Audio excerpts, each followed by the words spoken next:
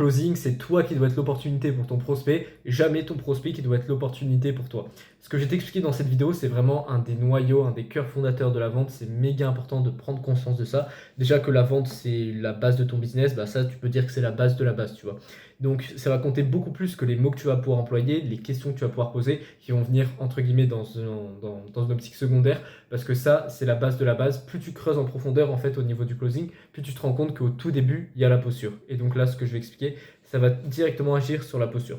Donc, quand tu es en appel de vente avec un prospect, tu dois réaliser à quel point c'est toi qui dois avoir l'énergie dominante, c'est toi qui apportes une solution au prospect. Non, c'est pas d'égal à égal, parce que si c'était le cas, bah, ton prospect, il aurait déjà les résultats, et bref, il n'y aurait pas du tout cette notion de coach qui est présent. Quand tu prends un coach, quand tu vas voir quelqu'un, ton garagiste, quand tu vas chez un médecin, dans cette situation-là, c'est lui qui est au-dessus de toi, parce que c'est lui qui a la solution à ton problème. C'est exactement pareil pour ton prospect. Tu vois. Donc quand il vient en appel avec toi, c'est toi qui dois avoir la posture de je suis là pour t'aider, je suis là pour comprendre tes problèmes et pour voir comment est-ce que je pourrais agir dessus. Et donc tu dois me laisser faire, tu dois te laisser entre guillemets guider par ce que je vais te dire, ce qu'on va faire durant cet appel. Naturellement, quand tu prends conscience de ça, tu réalises que c'est ton prospect qui a un gros problème et que toi par contre tu as la solution. Donc lui résoudre son problème, c'est beaucoup plus important que toi pouvoir recevoir de l'argent. Et si c'est pas le cas, ça prouve que tu es beaucoup trop attaché, donc ça c'est un autre sujet, tu dois faire un travail de détachement. Mais bref, tout ça pour dire que c'est plus ton prospect qui a à perdre en ne closant pas plutôt que ce que toi tu as à perdre. Toi tu n'as rien à perdre, littéralement, tu n'as juste pas à gagner de l'argent. Lui par contre, s'il reste dans cette même situation et qu'il du coup il quitte cet appel de cette façon-là, il a tout à y perdre. Et donc quand tu comprends ça, tu vois que en fait tout est une question de la suite logique, c'est la posture de sélection. C'est-à-dire que c'est toi qui vas sélectionner les personnes qui vont entrer dans ton accompagnement et pas les prospects qui doivent juger s'ils veulent rentrer dans ton accompagnement. C'est pas je vais proposer et c'est le prospect qui va faire son choix, c'est moi je choisis les prospects et je les sélectionne. Bien évidemment, ton prospect doit garder un esprit critique, etc., mais ça doit être beaucoup plus toi qui dois être dans cette posture de sélection. Regarde, pourquoi est-ce que c'est important d'avoir ça? Parce que ça permet vraiment de conserver une posture premium. Quand tu vends du étiquette, c'est essentiel. Tu dois avoir ce truc-là en fait. Si tu veux faire payer un coaching, par exemple un coaching sportif 10 fois plus cher que la moyenne du marché, tu peux très bien vendre à 2, 3, 4 000 balles du coaching sportif, mais il faut que tu aies une posture premium. J'ai un truc, notamment un exemple qui me vient en tête. Quand tu vas acheter des voitures de luxe, par exemple, quand tu vas chez Ferrari, c'est pas toi qui vois si tu veux acheter une Ferrari. Je sais plus si c'était Lamborghini ou Ferrari ou un truc comme ça. Peut-être c'est même toutes ces marques-là. Mais en gros, elles ont toute une liste de sélection. C'est toi, tu dois t'inscrire sur des listes et ensuite ils te sélectionnent et ils voient si tu peux correspondre à leur modèle ou des trucs comme ça, tu vois. Donc c'est toi qui viens c'est toi qui dois débourser d'argent, mais quand même c'est toi qui dois t'inscrire sur une liste pour voir s'ils t'acceptent, tu vois. Pourquoi? Parce que c'est la posture du premium, ça. Et c'est exactement la même chose que tu dois faire avec tes prospects. C'est-à-dire que, enfin bref, je vais continuer vite fait dans l'analogie, enfin dans la comparaison, dans l'exemple. Quand tu vas acheter par contre une Peugeot, tu vas juste chez le concessionnaire, voilà, c'est 10 000 balles et puis voilà, tu payes. Il n'y a pas de liste d'attente, de trucs et tout. Ben, ça pourrait être l'équivalent d'un truc middle ticket ou d'un coaching d'un mec qui se rend pas compte de toute la valeur qu'il a apporté à un prospect et que c'est lui qui doit être dans la posture de sélection, tu vois. Mais toi, tu veux être premium. Pourquoi est-ce que tu veux être premium? Parce que ça te permet de vendre plus cher, d'avoir des clients plus engagés, de garder une meilleure posture, d'avoir du coup, plus de chiffres et surtout plus de bénéfices parce que imagine tu as une équipe de setters, de closers, si tu vends pas cher, tu vas peut-être avoir 70%, allez, 60% de marge, tandis que si tu vends encore plus cher grâce à tes compétences en vente, donc ta posture de premium, là tu vas pouvoir conserver 80-90% de marge facilement. Et ça, c'est ce qui intéresse dans une entreprise. Bref, voilà, tout ça pour dire que avoir une posture premium, ça a tellement d'avantages, que ce soit financièrement, que ce soit aussi pour la qualité des gens avec qui tu vas travailler, toi avoir du kiff dans ton business, pas avoir des clients qui remettent tout le temps en question ce que tu dis et tout. Donc c'est vraiment essentiel. En fait, avec cette posture de premium, dis-toi que tu te positionnes comme un expert. Et les gens, oui, sont prêts à payer plusieurs milliers d'euros pour des experts. Par contre, pour des gens qui considèrent comme moyens, pour qui n'ont pas une haute valeur perçue, là, ils sont pas prêts à débourser beaucoup d'argent. Par exemple, tout simple, les gens qui vont voir des avocats, ils comprennent même pas ce qu'il dit l'avocat, mais juste ils lui font confiance parce que c'est l'expert. Et ils sont prêts à le payer, je sais pas combien de milliers d'euros. Pareil, quand tu vas chez le médecin, tu es prêt à payer une consultation, genre 100 balles, un truc comme ça, simplement parce que tu sais que c'est un expert et qu'il peut répondre à ton problème, tu vois. Donc c'est la même posture que tu dois conserver, sinon c'est absolument pas sain. C'est littéralement, enfin, si tu amènes la solution à quelqu'un, à un problème, tu dois avoir cette posture de je suis au-dessus, je suis premium, c'est moi qui te sélectionne et c'est moi qui vois si je peux t'aider et jamais l'inverse. Donc maintenant, tu vas me dire comment est-ce que tu fais pour avoir cette posture premium, cette posture de sélection. Je dirais que la première chose, c'est déjà de commencer par cultiver cette identité au fond de toi. Alors oui, ça peut être la première phase qui va être un peu vague, mais moi, c'est vraiment ce qui a été game changer.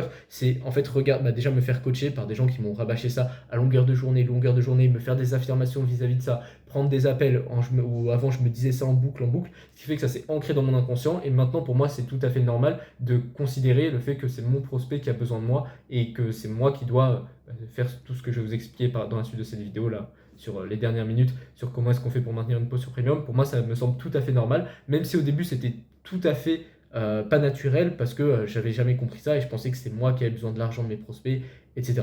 Mais bref, du coup, la première étape, c'est de faire ce travail identitaire de oui, je suis l'expert et je suis là pour apporter des résultats aux prospects. Et donc pour ça, ça passe par, comme je l'ai dit, se faire coacher, affirmation positive, tous les trucs que vous pouvez considérer comme entre guillemets bullshit dev perso. En fait, ça marche si vous les faites avec conviction et si vous pensez que ça va marcher pour vous. Bien évidemment, les affirmations positives, si vous dites que ça va pas marcher, ça va pas marcher, parce que c'est la porte de votre inconscient, en fait, la porte de votre conscience, elle peut être ouverte uniquement si vous acceptez qu'elle peut être ouverte. Vous voyez, c'est comme l'hypnose, ça peut marcher uniquement si vous êtes consentant à ce que ça peut marcher. Bref, voilà, tout ça pour dire que la première étape, c'est déjà d'être ouvert avec ça et de vouloir embrasser cette identité-là, parce que c'est de cette façon-là que vous allez pouvoir l'imprégner inconsciemment et donc ensuite consciemment. Ensuite, maintenant, pour voir des choses un peu plus concrètes, une fois que ce travail d'identité, vous l'avez fait, ce qui peut prendre plusieurs semaines, voire même plusieurs mois, ça dépend de l'intensité à laquelle vous travaillez et tout, il y a vraiment plein de choses à dire concrètement sur comment est-ce que vous pouvez faire pour avoir cette posture-là de sélection, mais j'ai listé les 4 qui ont eu le plus d'impact sur moi et qui, je le sais, vont avoir le plus d'impact sur vous. Première chose, ça va être déjà oser poser son cadre. Oser poser son cadre, ça passe déjà par le début de l'appel. Vous savez, la phase de cadrage, une fois que vous avez connecté, tout ça. Ok, l'objectif de cet appel concrètement, c'est de faire une mise au point sur ta situation, comprendre où est-ce que tu en es actuellement, qu'est-ce qui bloque. Donc, avec ce truc-là de qu'est-ce qui bloque, comprendre qu'est-ce qui ne va pas aujourd'hui dans ta situation, déjà vous vous positionnez comme expert, vous voyez, comme au-dessus de votre prospect. Ensuite, deuxièmement, vous pouvez dire, ensuite, si c'est pertinent que moi je vois que je peux t'aider, je te dirai si je peux t'accepter dans une de mes solutions, si j'ai envie de bosser avec toi. Et si c'est le cas, on verra pour un second rendez-vous. Voilà, vous voyez là, vous posez le cadre de déjà, je t'apporte la solution, enfin, je comprends tes problèmes. Et deux, c'est moi qui t'apporte la solution et je verrai si je peux te sélectionner. Donc ça, c'est la première chose. Bien évidemment, ça doit être dit avec conviction. C'est pour ça que je mets bien ça le concret, je le mets bien après tout ce qui est identité. Parce que si vous faites ça, vous répétez les mêmes mots que j'ai dit, mais sans conviction dans un appel, votre prospect il le sentira et limite il voudra se foutre de votre gueule, vous voyez. Donc c'est vraiment très important déjà d'avoir l'identité et ensuite de pouvoir dire les mots, mais sincèrement parce qu'ils viennent de votre cœur. Et pas que ce soit quelque chose de prémâché, de forcé. C'est pour ça que les scripts de vente, si vous évoluez de plus en plus, vous vous rendez compte que ça sert quasiment à rien parce que c'est pas vos mots en fait, c'est pas vous-même, ça sort pas de votre pensée, c'est pas naturel et ça votre prospect il le ressent. Donc bref, les mots comptent beaucoup moins que la pensée, mais c'est pour ça que premièrement taffez sur la pensée et ensuite si vous voulez vraiment step up, appliquez ce que j'ai dit du coup concrètement. Donc là déjà commencez par poser son cadre. Poser son cadre, ça signifie aussi savoir le conserver. C'est-à-dire que voyez ça un petit peu comme ok là j'accepte plus ce qu'il dit le prospect, je dois être en capacité de recadrer et de dire attends là on revient là-dessus ou là je tolère pas ça, si tu refais ce genre de comportement là dans l'appel, je me devrais de raccrocher simplement pour mon respect et ton respect aussi. Exemple tout simple, un prospect qui vous manque de respect, vous devez être en capacité de le recadrer. Un prospect qui commence à vous poser des questions dans l'appel, si vous sentez que ça va pas lui servir et que ça fait pas progresser l'appel mais que c'est juste des questions pour essayer de reprendre le lead, vous devez le faire remarquer. Ça passe aussi du coup par dire les non-dits et pas vous laisser petit à petit marcher dessus. Donc très important, avoir le cadre. Ensuite, ne jamais être dans la négociation. Je pense que ça c'est obvious. Quand vous allez chez Ferrari, Lamborghini, vous n'êtes pas là de négocier le prix, c'est comme ça, c'est le prix, c'est la posture de premium. On n'est pas là pour négocier, donc vous devez conserver ce même truc-là. Le prospect qui essaye de négocier pour un prix, pour ah mais je veux faire un accompagnement d'abord pendant un mois pour voir si ça marche, après je voudrais m'engager plus sur le long terme. Non, ça c'est parce qu'il y a une peur à l'origine et vous devez traiter la raison, en fait la cause profonde de qu'est-ce qui fait que votre prospect il a envie de négocier et pas vouloir agir sur les conséquences et jouer bas à un petit niveau de ok je négocie avec toi. Vous voyez, ça c'est très important. Ensuite, rester ancré, donc ça rejoint un petit peu le fait de ne pas négocier. En fait, on va dire que le fait de ne pas négocier, c'est un des trucs qui fait partie de rester ancré. Mais rester ancré, c'est un peu plus large, on va dire. C'est pas se laisser déstabiliser par les croyances limitantes de son prospect, ne pas se laisser. Enfin, c'est en fait écouter son prospect et ne pas se laisser déstabiliser par ça. C'est ça. Quand il vous sort des objections, c'est pas croire à son bullshit et entrer dedans. C'est écouter et vouloir et voir plus loin que ce qu'il vous dit le prospect. Parce qu'une objection, à part si c'est logistique, c'est toujours lié à une peur. Donc ça rejoint le truc de la négociation. Allez toujours chercher la cause profonde de quelque chose et restez pas bas niveau à prendre au pied de la lettre ce que dit votre prospect. Parce que par exemple, quand ce sera des objections, ce sera à part si c'est des vraies objections logistiques, ce sera lié à de la peur. Donc allez chercher plus haut que ce que dit votre prospect. Restez ancré, comprenez ce que dit le prospect, mais n'acceptez pas ça parce que ça prouverait sinon que vous n'êtes pas ancré. Et quelqu'un qui doit nous apporter une solution, c'est quelqu'un qui est ancré. Donc consciemment, votre prospect, il cherchera entre guillemets à vous déstabiliser, mais c'est un petit peu un test pour voir si vous êtes en capacité de ne pas tolérer son bullshit. Vous voyez, si vous êtes en capacité de rester comme un poteau solide, vraiment ancré dans le sol, vous voyez, malgré le fait qu'il y ait du vent, etc. Donc c'est très important d'avoir ça, ça vous permettra de conserver cette posture premium, cette posture de coach, cette posture de j'apporte la solution au problème, le fait de rester ancré. Et quatrième chose enfin, ça va être projeter le prospect dans la décision d'achat.